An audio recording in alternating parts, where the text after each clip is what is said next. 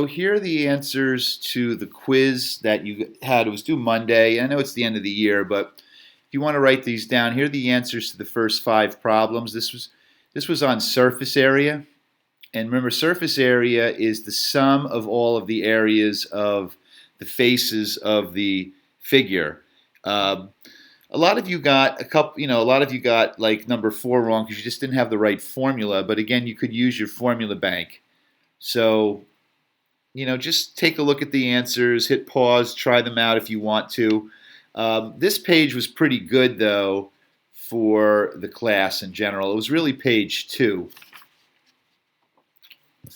Page two, here were the answers. I'll start there, okay?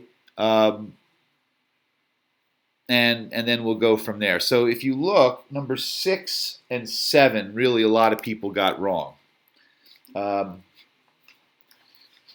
Number 6 was find the volume of, this was number 6, remember, because this was crossed out.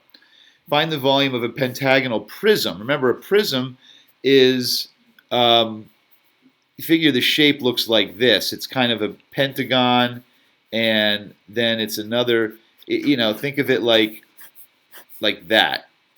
It's got a top and a bottom. So what you had to do is you had to use the formula. You knew that the length was 8 of all the sides and the height was 12. So that was the figure. And I guess in hindsight, I wish I drew it for you. But the volume formula for a pentagonal prism is the area of the base times the height. That's the formula. So how do you find the area of the base? You have to use the formula 1/2 the apothem times the perimeter. The apothem is 5.5 because each angle here is 108 degrees on a regular pentagon. So when I cut that in half, if you will, I get a 54-degree angle. Using the tan, I get that the apothem is 5.5 and the perimeter is 40. So 1/2 of 5.5 times 40 is 110, and then the height is 12.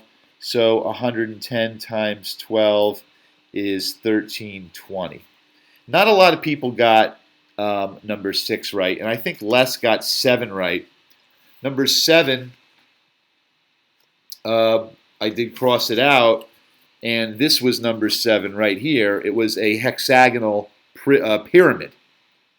Okay, so the formula for a hexagonal pyramid is 1/3 the area of the base times the height. So how do you find the area of the base? You once again use the concept of, you draw an apothem, if you will. So here's my hexagon. This is a 120-degree angle. That's where I get the 60. Each side is 6, so half is 3. So opposite the 60 is 3 radical 3. Because of my 30, 60, 90 rules, 1/2 times 3 radical 3 times 36 is 54 radical 3 times the height 14, and that's where you get this number. I'm not sure anybody got number 7 right, and that's just the way it goes. It was probably the hardest problem. Okay. Number 8, okay, just multiply the 3 numbers. Number 9, the formula for the volume of a cone, you get these answers, and we assumed cubic units. And number 10, that was a pyramid. So the key to that problem, and I think a lot of people got this one wrong too, but imagine, if you will, a right triangle in here where the hypotenuse is 5. That's your slant height. This base is 4, which is half of 8, and the height is 3. And a lot of people got this wrong. I know it's the end of the year, but 1/3 the area of the base times the height, and that's where you get 64.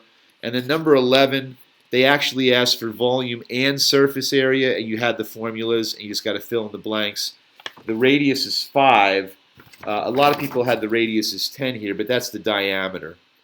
I don't know. It's not a big deal. But that's why some of you got a few points off. So I know it's the last quiz, but I wanted to put this out there for you, and that's that. Okay.